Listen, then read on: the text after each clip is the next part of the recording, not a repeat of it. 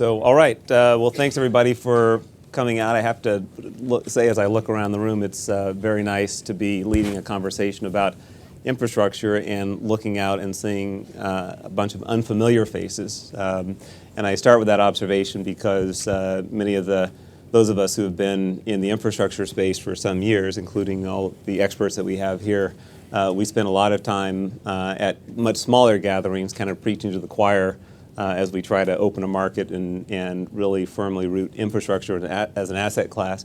And one of our strategic objectives has been to bring this conversation to a broader and much more diverse set of investors and market participants as we have here at the Global Conference. And I think all of you have been around the last day or so. You know that we have about 3,000 of the global leaders here, both in the public and private sector side, and representing, I think, several trillions dollars of capital, if not more.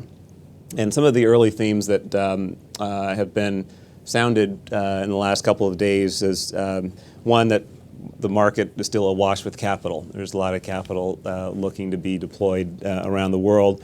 Second, that some of the largest investors are looking at distribution channels that previously had not been of great interest or a tremendous priority, and we think that's relevant because we hope you're looking at infrastructure. Thirdly, that it's very important as investors to build strategies that are as much suited to where the world and where the market's going as opposed to where things are today or where we've been. And that's important for infrastructure because for those of you who have studied the U.S. market, you know that historically we've delivered almost most of our infrastructure, at least in recent decades, through public finance and the municipal bond markets. And so it's a market that's just only in its infancy as we try to now attract private capital and find efficient ways to have it deployed. But it's a market that's been long in coming, and so we have a collective interest, I think, in working together, both for those of us who are on the front lines, investing in pursuit cost and development, taking on development risk and the like, but also the institutional investors that really are just looking for whether it's yield generally or the stable cash flows over time. So we have a good collection of experts here today. We're going to talk a little bit about what the experience has been in some of the other markets, but we're going to try to then bring the conversation back to the U.S. market. And in particular, we'll have a little bit of conversation about the U.S. PPP, public-private partnership market, which 3 years ago, if I had said that term here, many people might have just walked out of the room because of all of the uncertainty and political risk and absence of deals. But 2012 was kind of a banner year for a number of projects that got closed here in the U.S., and we're expecting tremendous growth the next 2 or 3 years as many of the larger deals that have been working their way through the environmental clearance process and getting ready to come to market are really moving forward. So what we're going to do is have a few brief introductions, and we'll go into the conversation. I would say that our goals for this panel, one I mentioned, is to bring the infrastructure conversation to a broader audience. Two, we want to show a little bit of the diversity of platforms and strategies that are out there and talk a little bit about what we're doing in our respective corners. I mentioned the highlight on the U.S. market, and then also to really talk a little bit about what we see coming in the next couple of years. So with that, let me go forward and introduce our esteemed panel. I'll start all the way to my far left with Stephen Goldsmith, who is the Daniel Paul Professor of the Practice of Government and also the Director of Innovations in American Government at the Harvard Kennedy School of Government. He formerly served as the mayor of Indianapolis and deputy mayor of the city of New York, and in both capacities spearheaded, both as mayor of Indianapolis, spearheaded the private investment initiative there and made further headway at the city of New York. But he's a national leader and thought leader in private finance and PPP. To his right, we have Sam Barron, who is the Vice President and Director of Public-Private Partnership for North America, and also the Development Director at AECOM Capital. She leads their PPP work across all lines of business. and formerly served as the executive director of New York State's Asset Maximization Commission, which you may know some years ago took a pretty deep dive in looking at ways in which the state could unlock value in some of their publicly owned assets. To her right, we have William Reed, who is the Senior Managing Director at Guggenheim Investments and head of the Guggenheim Infrastructure Program. He was previously with REEF, running the infrastructure program there for the Americas. And he's also had experience in Chartwell at private equity, and held a number of senior positions both at Morgan Stanley and Credit Suisse. And so he's going to tell us a little bit about how a giant like Guggenheim is looking to make its friend in infrastructure. To my immediate right is Sarah Clark, who is the president and CEO of Partnerships British Columbia. They're a government-owned entity, but they also own and manage all of the infrastructure projects in the province of British Columbia. She previously was the vice president for development and project delivery at Partnerships BC, and before that worked for Bombardier. Is that correct? Pronunciation may not be correct, but you know the organization, where she was responsible for a number of transit projects and both locally and internationally. To her right is Sean Glodek, who's the director and a board member at the Russian Direct Investment Fund. It was set up several years ago. 2 years ago. And in 2011, and he's got a tremendous amount of experience both in private equity, having worked at Darby Private Equity, which was a subsidiary of Templeton, right?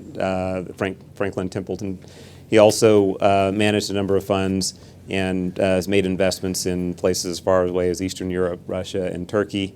And he's also served in a number of senior positions at Lehman, Deutsche Bank, Goldman Sachs, and almost every other financial institution any of us can think about. So we have a number of experts here who I said have kind of seen the picture from a number of different angles. And I'd say as we go into the conversation, one of the things, and hopefully we'll be brief enough that we can invite some of you into the conversation as well. I mentioned earlier that had we mentioned just PPP some years ago, that some people would have kind of folded up their notes and walked out. And in part because there's been a lot of discussion, I think, in prior years about how we all define infrastructure, what our strategies are, and you know, how rigid or flexible we might be. And so it would have been unusual to have a number of investors with different strategies sharing a stage talking about different opportunities, but that's what we're trying to put on the table today. And let me ask Bill, before we kind of open it up more broadly, is the premise correct that institutional investors are still looking at the infrastructure space? I know it's a fledgling asset class, but is there more money, less money coming into the space, or what are you seeing? Well, thanks very much for having me on the panel, Dale. It's a great honor to be here. But the surveys show that only about 1.7% of institutional money is dedicated to infrastructure investing, with an intention to take it to 5%. By any measure, and you might want to put the first slide up, the capital demands are outstanding globally and particularly in North America. American Society of Civil Engineers estimates over $3 trillion is needed to just bring us up to code in most of these areas. Very large amounts of money. The private funds have been raising between $5 and $10 billion a year for a few years. But the institutions, who are very yield sensitive now, as you can imagine, and have chased liquidity principles, are coming into the space with a great deal of interest. And they're attracted by the stable cash flows, the inflation protection. Most infrastructure services provide, or projects provide, essential services, so they have good competitive protection. And we think it's an asset class that, although we're still trying to teach people about, has tremendous growth in front of it. And I would say one of the challenges that we have in the U.S., we don't have the benefit of having the level of success here yet that you've achieved in Canada. But maybe there's a comparison to what you're facing in Russia, where you're trying to get people to come and have an interest in investing there. Tell us a little bit about we have different reasons. I mean, in terms of driving political risk and the quality of assets and opportunities. But you want to mention just a minute about what you're doing in Russia and what you're doing to attract capital. Sure, Dale, thank you. The Russian Direct Investment Fund has been really set up by the Russian government as a $10 billion vehicle to attract foreign investors to invest in Russia. About a third of the fund we have dedicated to infrastructure projects. And what you have in Russia as a challenge, we have a PPP legislation framework in place that was put together many years ago, but since then only one project has actually been done according to that formula. What the government has realized is that you need to have a bridge between a private sector, global private sector participation in an emerging market infrastructure, and then the projects, especially the project preparation themselves. Where we come in is we actually work with the government, the Ministry of Infrastructure, Ministry of Finance, as well as the State Development Bank and some of the state reserve assets to create a PPP compliant framework around 8 to 10 projects. There's all greenfields, roads, bridges, airports, and ports that would be put together in a pool, done in a PPP compliant way, together with government layers of both financing and some subsidies to make sure that the equity sliver, where we would come in as a co-investor, yields somewhere in the low teens, I would say, in dollars, in a fairly secured way. And with that, based on conversation with a lot of global investors, is somewhere we can enhance their ability to invest in emerging markets. Because when you talk to global investors in infrastructure, they really focus primarily North America and Western Europe, and primarily brownfield. And what we have is the massive demand, and that's just not Russia, globally in emerging markets on greenfield infrastructure. And you have governments that frankly have been the sole financier of infrastructure projects. And when you look at the cost of doing infrastructure projects, it's really 2 to 3 or sometimes more X of what it takes in a developed market to deliver the same infrastructure utility. So there's a lot of, I'd say, imperfection in the process. So we're looking to private sector participants to actually come in together with us, where we can alleviate a lot of the concern about investing in Russia or investing in a regulatory environment that might not necessarily be comparable, as transparent as it is, here, for example. But that's where a government is willing to put equity capital side by side on the same terms as investors. But where we really come in as a local partners to help structure those projects together with the local governments and foreign investors to make sure that they're fully compliant. And that's a challenge, I tell you, but that number of 3.6 trillion out there is very, very relevant, and you see it in Russia, see it in a lot of other, BRICS and other emerging markets, and you have a fundamental need, the multiplier on infrastructure, someone should mention somewhere to, 1.6, 1.7, whatever the statistical study you look at, and that would supercharge the economic growth. If you look at just BRICS alone, I don't know what the right number I've been kicking around, it changes every year. Over 60% of global GDP is going to grow to 80 by next 15, 20 years. You won't get there unless you get proper infrastructure spending. What you see in Russia and the creation of our fund is actually you need an agent that can work with foreign investors and with local governments in a way that brings it all together and effectively underwrites with the equity the enterprise.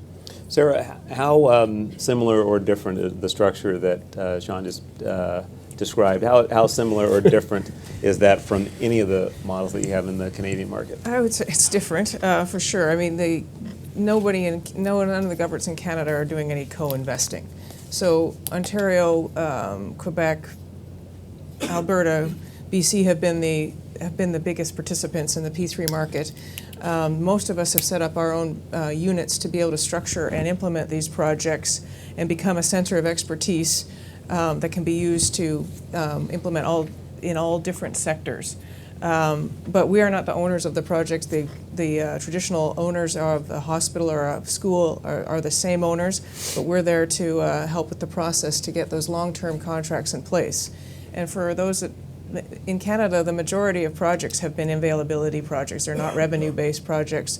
They're done for the risk sharing, the innovation that we're looking to capture from the private market, whether it be in the capital side or in the operation and maintenance side.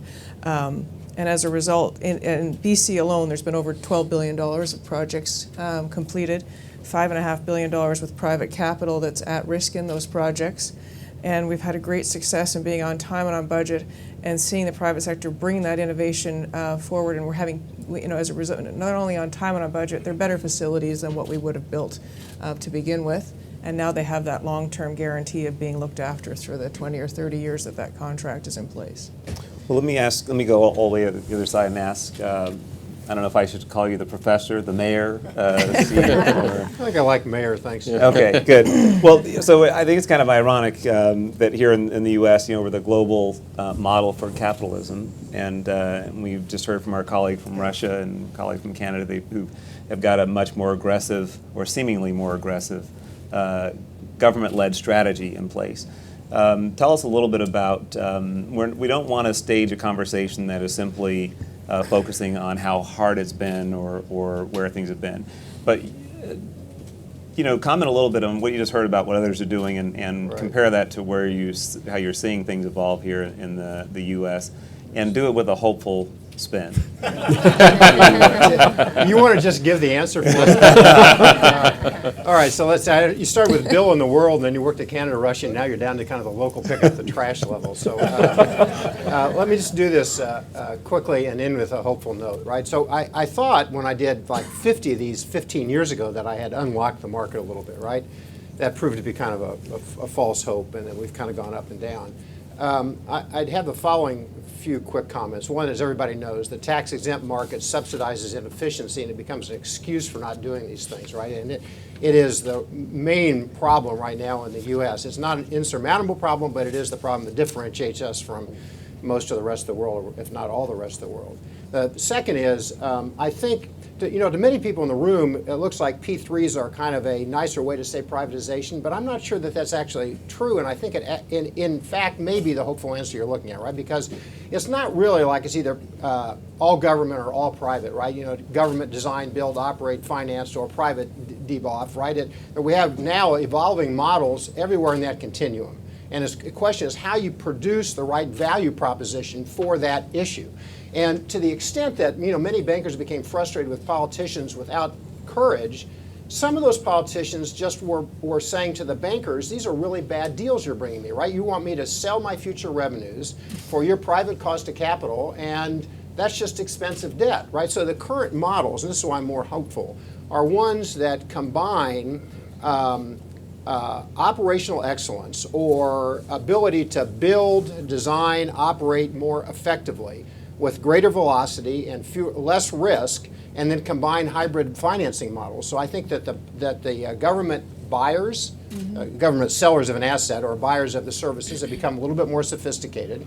And second, I think that those who are pitching deals have become much more sophisticated, particularly when they approach the government with a combination of operational excellence, whether it's on a greenfield or a brownfield, with creative financing. I think it'll unlock the market, and it's begun. I guess the final comment is, I think it's also encouraging that more cities and states in the U.S.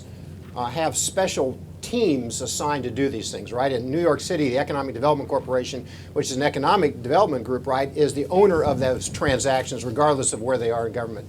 Mitch Daniels did his Ohio Bridges with his finance authority, not his transportation authority, because of their sophistication in financial transactions. And I think this movement to special teams inside the government that are sophisticated enough to run the deals, plus the operational excellence, will unlock more deals than we've had in the past.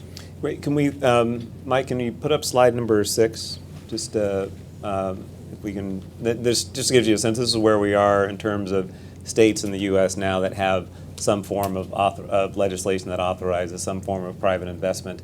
And I would note that's a map that continues to get more blue, or at least filled in every year. So, and then you have the additional sophistication that Steve is mentioning, that some of those states, Virginia and some others, Puerto Rico is not a state, but they're should probably be on there as well, that has taken it a step further and continued to build out the institutional capacity to do some of these deals.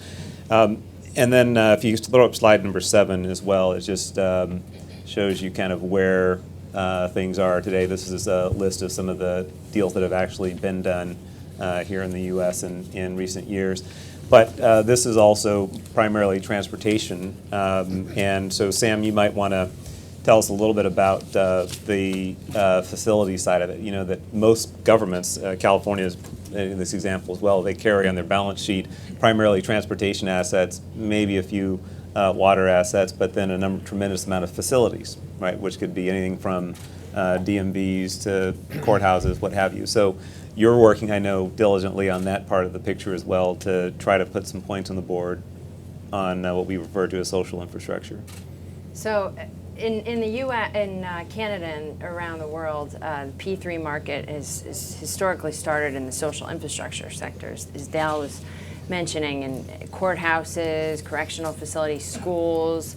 There's a great story that has been told in Canada on their success in public buildings. This really hasn't been the case at all in the U.S., and it's primarily attributed to what the Mayor was saying just now in terms of the tax-exempt financing market. And I think that's one reason, but it's been sort of a big reason if you look at the history of the transportation P3 market and how it's risen and how it's grown really over the years. It's very much correlated with investments in TIFIA and the creation of a separate volume cap for private activity bonds for transportation projects.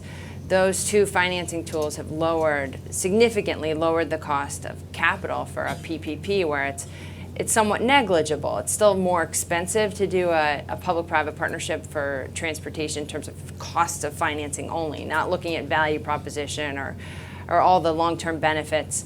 But when you take into mind the value for money and you take into mind the cost of financing with these tools, it's quite negligible. You don't have that in the social infrastructure sector at all.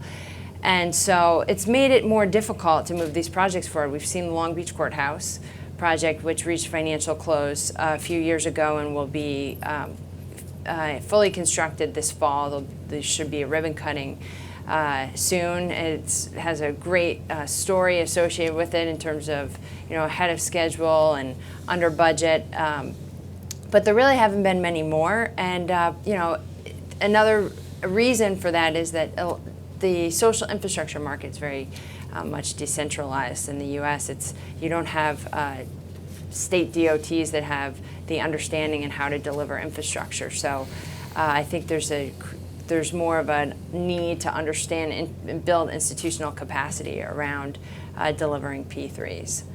So the coalition that has been launched within the P3 industry recently is focused on trying to take advantage of the tax reform debate that's going on in Congress to get legislation included in a forthcoming bill that will create a new category of private activity bonds for social infrastructure projects or for public government-owned buildings. This was all changed in the 80s when they changed the tax code that prohibited any combining of tax-exempt financing with private financing. We think that would really open up the market. Can we put up slide number 9, if you would, which just shows you the typical capital structures that you see in the road projects, and you can see in there's always going to be some TIFIA or some tax-exempt or some credit enhancement from the federal government is in there as well. Let me ask you, Bill. Guggenheim, as I understand, has been focused primarily on, and maybe this is globally or here in the U.S., on the midstream energy assets, right? Tell us not only a little bit about the strategy, but what would it take ever for us to see Guggenheim in a U.S. transportation or water or social infrastructure deal, if ever? Well, the perception is wrong. I'm sorry to correct you, but we're interested in all segments of the infrastructure space. So we spend a lot of time in energy as well, which has as large a due bill as the public infrastructure space. But we're working with cities like Cincinnati and Harrisburg on parking facilities and other things like that.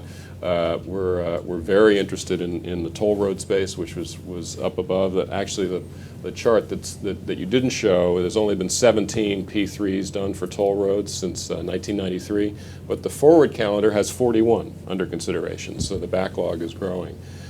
So we're interested in all of these because I think they present assets that are very attractive to the institutional investor base. And, will you have, Sarah mentioned earlier that most of your deals in Canada are availability based, right? Yes. Where you don't have revenue risk being assumed by the by the private partner. Do you have a disposition one way or the other? I mean, some have an appetite for the revenue risk, some only focus on AP deals. We're mostly interested in availability-oriented situations because our client base tends to be more insurance company, pension fund oriented. So they're interested in current cash yields with solid returns, but not private equity type structures. So situations where you're really not at risk for GDP growth or taking tolls are riskier, and a lot of the transactions that have been done have proven not to work out so well. So we're more interested in working with the creative cities and state governments that want to be your partner over the long haul. And I think that's the success to opening up this marketplace. Some of the early deals were pure sales, and they looked like they were more to the benefit of the private equity or the private capital side of the equation. We're trying to come up with structures where everybody benefits, and publicly they're viewed much more positively. Well, Steve, we're going to work our way back here. I want to stay on this availability payment or availability model for just a minute, because even when we did our first road project here in California, candidly, it was the first availability payment road project done in America. But when we started it, candidly, even those who would authorize the legislation had never heard of an availability payment. You won't find the word in the statute. But now you have some states who are kind of doing the deal but not calling it that. And then you have the question about, is it adding to the debt burden? Is it on book? Is it off book? And so on. What's your sense as to whether you'll see the availability model take off here as it has in Canada? And then I'm going to ask you, as he's answering that, I wanted you to comment a little bit on what Canadian government's gotten out of it. I mean, is it a good thing for us here or not? Well, first, I think the work you did in California has been helpful nationally in this regard, and I think the market's benefited from your work. In this area, no question is like a simple answer, right? So, just like I said earlier, we don't have to think about this as availability or tolls, right? Because so you can't build a bridge because the public can't stand the toll rate. Well, cut the toll rate by half and add an availability payment by half, right? Reduce the risk to the investor and reduce the cost to the consumer, right? So to me, I think we'll see more availability. I think it's inevitable that there will be a social infrastructure. I mean, I was in New York City, and we were doing typical kind of energy ESCOs on the buildings, right? Why did we own the buildings, right? And so I started to sell the buildings. I actually got some of them sold, right? Because the benefits of, I think, as I last checked on it, the purpose of education in New York City was to educate kids, not run buildings, right? And it turns out you can actually run the buildings less expensively. So that looks like an availability payment because it's coupled with operational benefits, right? It's not just a sale leaseback. So it's a long way of saying I think that the availability payment, which is a relatively new word in the marketplace for public officials, will be much more common because the benefits of on a greenfield of doing design, build, operate, finance, or even leaving out the operate, but to do it there will drive down the cost of construction and the life cycle costing. And for these other activities, it allows you to merge in the operational work. So I think we'll see hybrids, and I think we'll see a lot more availability payments, and I think it'll make a big difference. Now, the problem becomes, of course, that if you still have to kind of think through how that mixes with kind of Bill's mixture of equity and debt and tax-exempt and taxable. But just the way to make this question coherent is the problem isn't lack of money, right?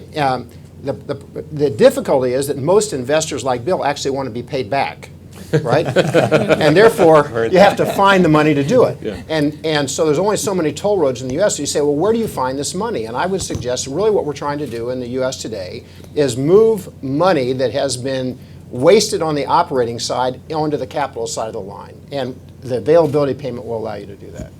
Well, Sarah, tell us why did it evolve this way in Canada? I mean, and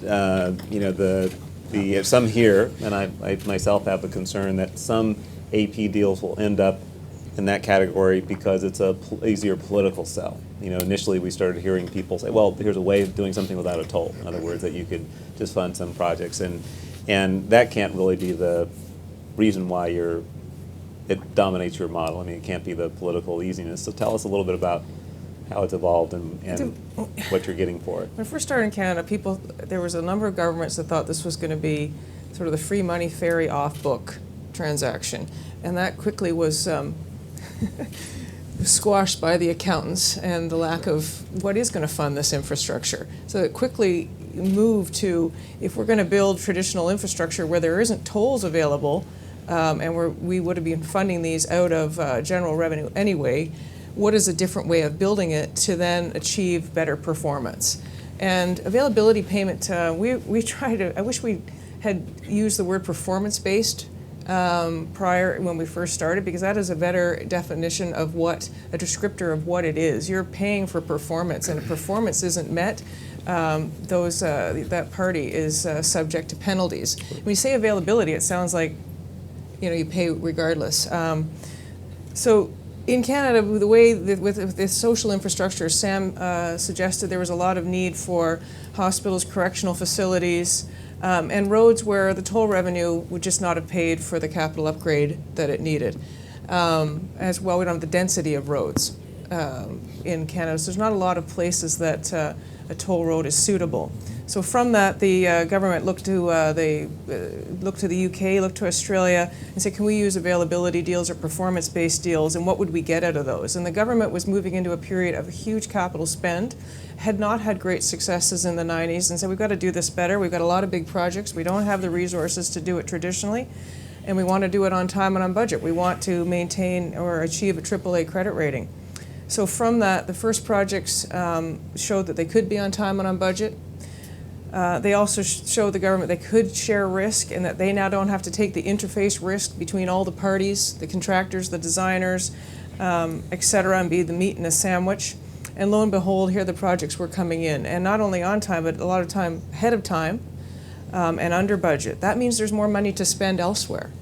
And how was that happening? That came from innovation from the teams that were participating, coming up with better, different ways to construct, different designs by bringing in expertise around the world and building on what the province had planned to do. Now the province not only has that benefit of having the capital phase looked after, they've got this life cycle as well. They've got fixed costs for the life cycle phase of that building or highway or energy generating station. That's now going to be fixed and going to be looked after. You're not going to have that deferred maintenance issue that everybody is facing today. When you put up that $3.6 trillion, how much of that was from poor maintenance? Mm-hmm. Sean, have you, has availability payment, has that word even worked its way into the structure that you're building, and are you ever going to do an AP deal? I mean, performance payment. Yes, so we're learning already. Well, we have a chance of translating that the way we want it to You have an Russian. opportunity to use a total different language. Yeah, we tried. We're all trying. We're trying not to use PPP either, right? I mean, that performance-based infrastructure. Yeah, that's got some weight to it. So We'll call it best performance you can get payment. It will sound great in Russian too. I think we're learning from Canada. I think it's a very good example of where you have, especially in our greenfield projects, where you can't really estimate with certainty of what kind of a revenue flow you can have, and then have private sector underwrite that. So you really have a big spread on that. So availability payment, performance payment, really is the only way to actually get some minimum performance guarantee, I would say, to the private from the private sector on recouping some basic capital cost. And then you still, I think it's important to say that the reason why it's attractive for Russia and for the major markets to actually bring private capital is because you have massive cost overruns pretty much along every part of the value chain of infrastructure. And if you have private sector doing it, you actually come below budget, you come ahead of time, and you have maintenance done in the right way, because if you don't, the performance payment just gets haircut. So this is not a fixed income instrument. I think that's very important to understand. But it is a payment that private sector investor coming into the project can rely on. If I do my job, I have a certain stream of cash flows for the next 20, 25 years. And that's something that we're developing. So we're learning from kind of great deal. I think it would be very hard in emerging markets where you have a lot of greenfield efforts, where you have a lot of growth coming in, to really have a good statistical analysis to give you any kind of a revenue payment that the private sector will underwrite. hasn't anybody who might know the answer to this? I mean, my understanding is there's some governments around the world, though, that have gotten a little bit in trouble with an over-reliance on the model. where they have their entire capital program now dedicated to making those availability payments, payments. And We had one P3 project in 5 years. yeah, so I you're not think we there can- yet. You're not there yet. But it's Room to go. It's these kinds of things that influence the level of openness to scaling the model here in the U.S. As you hear all these horror stories about how it's being handled or mishandled or not. Bill, you're looking globally, and a few years ago, just as you hear all of this, a couple of years ago, I think the attitude was and probably still is, you've got enough to do in other markets, and so you're still just going to hold on and wait for the U.S. to get its act together before you spend too much time here. Is that still your, when you get up, do you do a couple things that are relevant in the U.S. market before you run off to your other global responsibilities? No, I think as a global firm, we have to be opportunistic, and when I wake up every morning, I'm not sure where that opportunity is going to come from. We talk a little bit about the P3 model and some of the other models that have been created and are teaching us lessons. I've spent some time in the last few months in Spain, and they put in place a feed-in tariff system 5 or 6 years ago where they guaranteed a price to renewable developers. They were looking for energy self-sufficiency, and in 5 years, $100 billion was invested in their renewable system.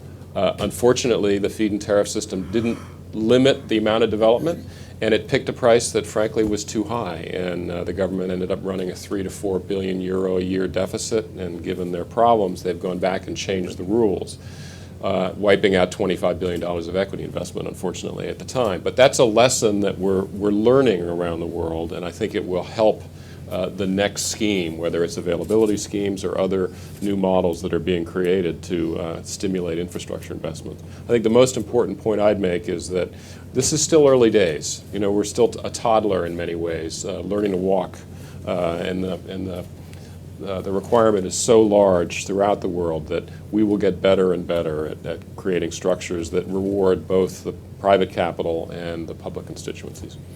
Let's. We have about 20 minutes or so. I want to ask some of you out here to load up some questions or comments for the panel. As we're doing that, let me ask. Yeah, please. There's a microphone available, so just let us know if you have a question or comment. Sam, you were all at AECOM's a big organization. You're doing a lot of things around the world as well. Are you working primarily here in the U.S. or only exclusively in the U.S., or are you also going to be out in the forefront of investments in other markets? We're very active. AECOM is a global company, so we're involved in P3 projects throughout the world. We've been involved in about 650 P3 projects throughout the world. From the capital side, in terms of our ability to directly invest, we're focused first in North America, but we're also looking in other markets where AECOM has significant ability to earn service revenue, where we see that there is a growing P3 market, like Latin America and potentially in Europe as well. What anybody have a question or comment? I want to also, when we come back, talk a little bit about where the banks are in this conversation as well, because they seem to have gone the way of some of the the policies that you mentioned. So, yes, sir. All right, Dale, former Chief Deputy Director of the State Department of Finance, and Dale and I worked long ago in trying to do the governor's P3 for Strategic Growth Plan.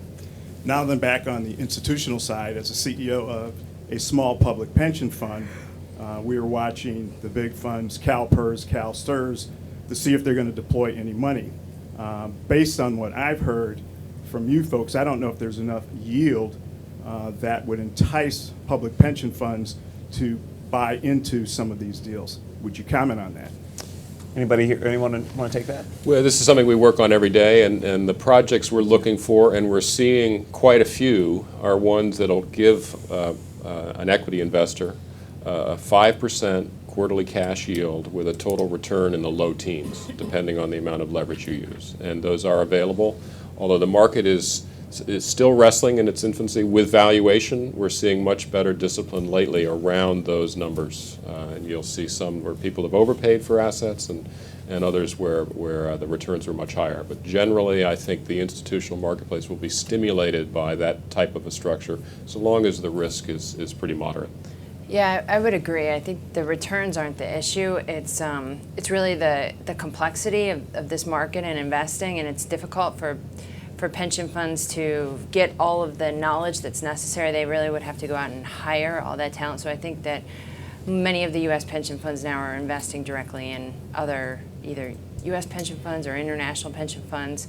They don't, like OMERS and other Canadian pension funds that have been established. I think initially that was the model they were looking to, but they're really robust in their structure and organization, and they've developed all the capacity to be direct investors. So I think it's going to take a little bit of time. Is that really the issue? That the U.S. pension plans have been a little late to the game, or at least a little slow, I should say, in measured in getting into the market. But there's a lot of pension money flowing through. I mean, internationally, not only in Canada, but even around the world. So, what are your thoughts on the question? Well, in Canada, a lot of our deals have been too small for the big pension funds.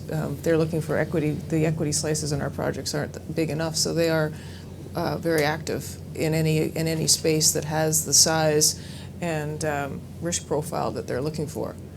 And I think that would continue as more and more pensions in the U.S. become more and more familiar with the types of deals. We hope so. There's another question here, sir. Yes. I was hoping you could comment on, the suitability of a public equity vehicle, like common stock, as opposed to, private equity, which seems to be driving the charge right now.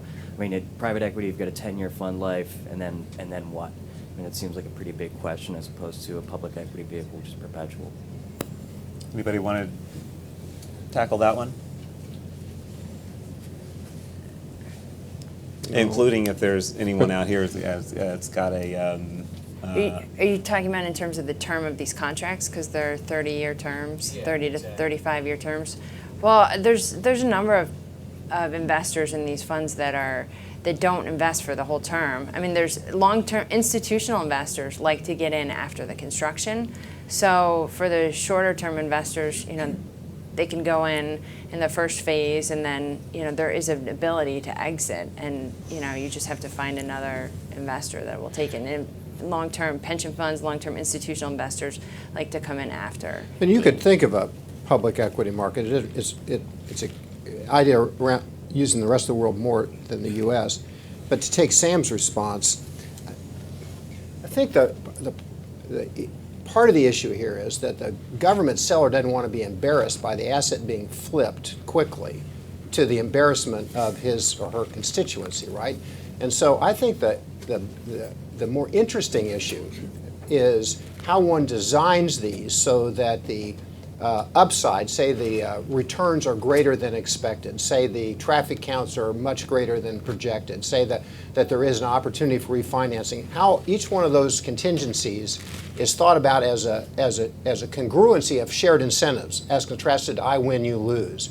And that will then allow for, I think, the market to be smoother and for there to be more transactions, and we're seeing a little bit more of that now. I'll just jump in here. There's two structures that exist that invest, that the federal government, the tax code, allows investment in infrastructure, REITs and MLPs. They're both very limited in what type of asset can go in. So it has to be a natural resource or transportation of a natural resource like a pipeline in the MLP space, and real estate is pretty clear. There was some talk that renewable projects and maybe other projects might be allowed to go into the REIT structure.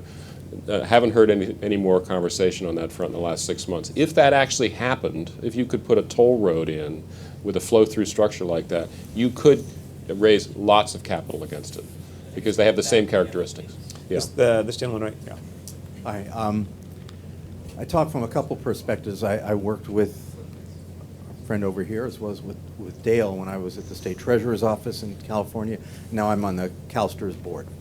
And we are looking for infrastructure, but I'd like to pose, I think the problem is yield. I think that there are very few projects that make enough sense to provide double-digit returns. Mm-hmm. And I'll just give you an example. The state of California last week financed a new courthouse, issued tax-exempt bonds. The yield on the bonds, 25-year level debt service, was 3.8%.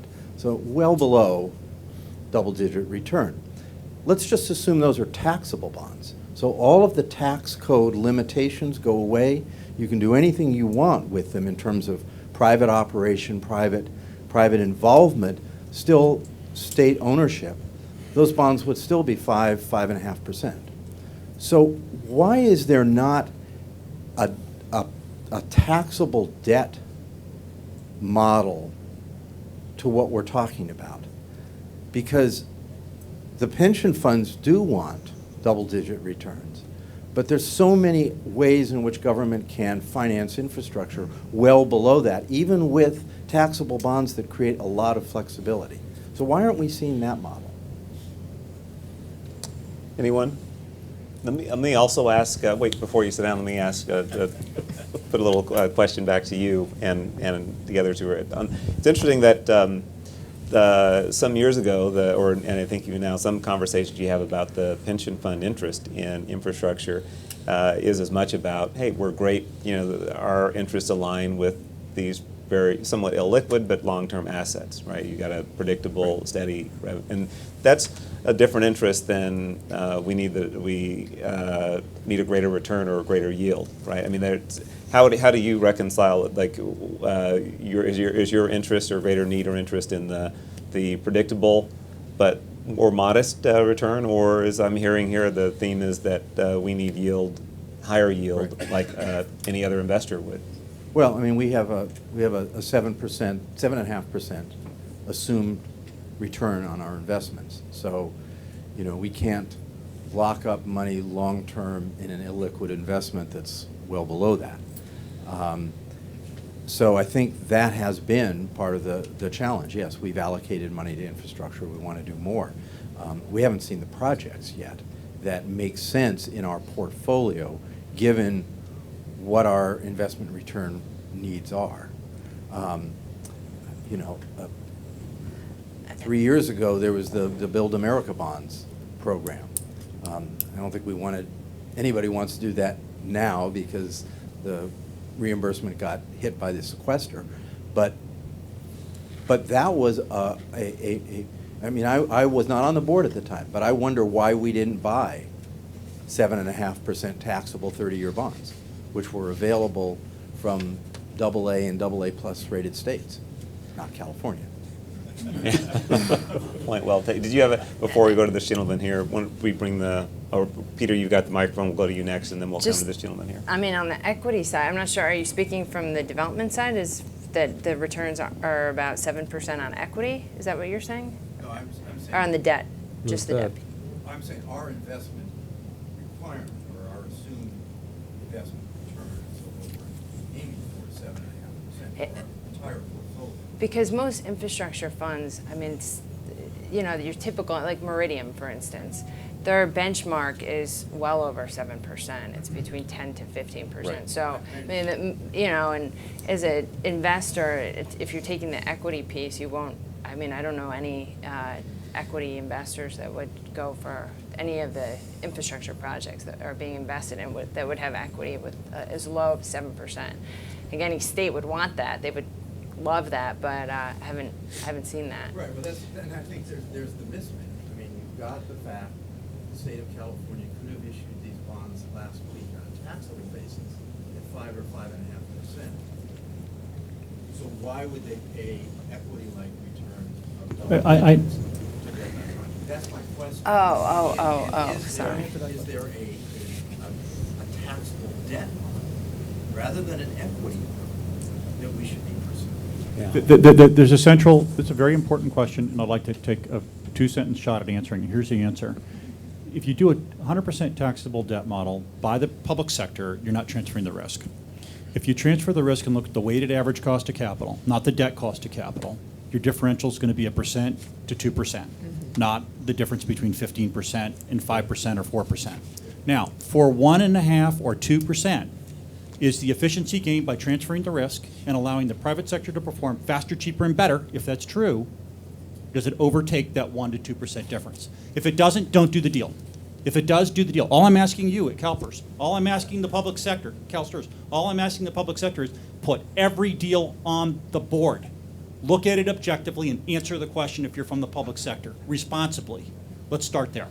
Now, that wasn't my question. I wanted to ask you. I actually wanted to ask a Good question. answer. It's directed to the mayor. It's directed to the mayor. I don't think the situation in infrastructure, P3s in the U.S., is as ambivalent or has been as poor a performer as we perceive. We went through a terrible recession in the United States, and there are many private equity investors in the room right here now. If I said, we started a new asset class effectively in the United States in 2008, good timing or bad timing? Okay, how did you do in your equity portfolios? Right. How did you feel about the performance of that sector? Okay, this isn't a bad story. This is a story that got kicked in the ass by the same thing you got kicked in the ass by. Right? We're all on the same boat here. Right now, are we making progress or not? To the mayor. Okay, to the mayor. We just did a deal here, as you know, from this morning up here in Rialto, California Water and Wastewater. That's deal. why he's feeling so cocky That's today. right. By the way. He closed the There deal. are 279 cities with 100,000 people or more in the United States, and we're profiling each one, and we're asking a critical question. I'd like to ask you for some advice. When we go to those cities, which ones should we focus our resources on in the United States when there's an enormous need related to the overhang of funded entitlements, the shift of costs from the public sector to the private sector, and the gain in the efficiencies? There's an enormous need and competing demands in every one of those cities for resources. You know that. You ran Indianapolis. There's an enormous competition in that city for resources. So we could bring that efficiency to the city. Which one should we work with, and which one should we run away from? Briefly, because I want to get a couple more questions in as well. Bring it on up here. This gentleman's going to be next. I've acted as a strategist to the FA and several like the one that you just so creatively finished. And so you've asked me like this 4-hour question. Dale's given me 2 minutes to answer it. One, I think the size of your transaction was an interesting size. Those are important transactions, and they're lucrative, and the public sector can win. And you know, we get caught up. Like I did a transaction in New York City, pretty big place, but there's a lot of those mid-sized cities that don't have the sufficient expertise to run their plants well. So there's huge, I mean, the water and wastewater operational savings are 15 to 25% in those transactions, right? And so there's an opportunity to look at those places. And I think to some extent, though, we make a little bit of a mistake when we look at just the hardest hit, worst places, because it's not clear that the people who are so incompetent that they run their cities badly are smart enough to know that they run their cities badly, right? So that's kind of a concept, right? So I think it's kind of in the middle where they're stressed, where there is an EPA mandate that exceeds the capacity, where there's an opportunity to merge in creative engineering to solve that problem. And it seems to me that the question, this is the way you approached it and the way I've approached it in similar sized cities, is, okay, what are your water and wastewater rates if you do nothing, right? If you just continue the status quo, they look like this. And then let's just say we're going to run a transaction, to your point, and we're going to ask folks if they can bend that curve down, right? And then we're going to make a decision. And I think those places where they're willing to run the transaction right, they have a little bit of stress, and they're the mid-sized markets. It's not what a lot of folks are looking for with, $200 million equity checks, but it's an interesting little market, and it has a lot of capacity. Yes, sir. My And then we'll go to you next. My question is to Bill and the Mayor. Obviously, pension funds, institutional capital are looking for long-term hold. But at some point, some of these institutional investors may want to divest out of these assets and look at something that may be an alternative that may be more attractive. How many transactions have you seen in your career of people successfully, institutions being able to divest out? How common is it, and how could that marketplace be made more active? Almost everything we're looking at today at Guggenheim was a transaction that was a brownfield transaction created by some developer in a construction company or a private equity investor who took a lot of risk to do it. So that market is very active. Obviously people have taken the risk to get something done, and then 2 to 5 years later, their investors are saying, time for us to get our gain and go home. And we're going to go forward with a more institutional equity base. And that is a very deep market. There's one very interesting development that was in the Rebuild America program that was announced by the Obama administration. They're talking about changing the rules for FIRPTA, which is the Foreign Investor Real Property Transfer Act, which does not give tax-exempt status to foreign pension funds. If that actually changes, there will be even more capital, institutional capital, interested in these type of transactions that will come into the North American market. But specifically in relation to the pension funds, once they're getting their 7.5%, which is what they're looking for, if they want to divest out, what about that market? It's still an immature enough market. We haven't seen a lot of the Canadian pension funds, once they've made a significant investment into a project, they've tended to hold on to them because they like a 15-year asset because they have 40-year liabilities. Yes, ma'am. Why don't you just hand it over here? Hi, the title of this is Global Models for Financing America's Infrastructure, and I'm curious, this goes out to the panel, if you think that in the U.S. context there's a role for a properly structured national infrastructure bank. And I say properly structured because there are many different ways to do this. But when you put up the chart on the federal participation from TIFIA and many of the PPPs, there's an absence of subordination in capital structures that plugs the hole for. There are questions about whether or not in projects of great scale, whether there's availability of financing for scale and also for maturity. If there were an institution that plugged real gaps in the market, is there a role for that here? Any quick comment? I got a 30-second answer. First of all, Congressman John Delaney has an interesting bill that looks at a kind of a separate entity and a credit enhancement tool. My concern, just as kind of a mayor, right, is that how do you create a national infrastructure bank that doesn't incent and reward bad behavior, right? So how does, because as good as TIFI is, right, you got to be good on your project and you have to be really good on your politics, right? So the question is, can you set up something where the underwriting is as good as the folks in the room would do, absent the politics? And so that seems to me to be a huge challenge with a possibility, but not an inevitability that will ever work quite right because of its, it needs to be so independent to help credit enhancement on projects that make sense, as contrasted to rewarding people who are not credit worthy in the first place because they can't get their projects right. So it's a complicated balance, in my opinion. Worthwhile to think about, but difficult. Yeah, I think, I think politically, it's going to be a big challenge to get an infrastructure bank created. There's so much opposition in the Republican side, especially in the House. It's just sort of like anathema. It's a dirty word to say infrastructure bank, but I think it's just clear from the success in the transportation sector with PABs and TIFIA that we need more financing tools across the sectors if we're really going to see movement in the PPP market. And I think that potentially a first step in lieu of an infrastructure bank per se would be to create more financing tools for water, for social infrastructure and energy. And then, once we get these tools, I think it will become clear that, perhaps some centralization. I do share Mayor Goldsmith's view in terms of the tendency of the fear among states that the federal government could be coming down and in placing, telling them what to do in terms of how to run these P3 projects. There has been an issue previously with TIFIA and sort of the criteria on that it has become really political, and that's why in the last reauthorization, the criteria around TIFIA was sort of scaled back. So, I think maybe we go in steps and all of us here push for more financing tools. I think that is something that both Republicans and Democrats can get behind.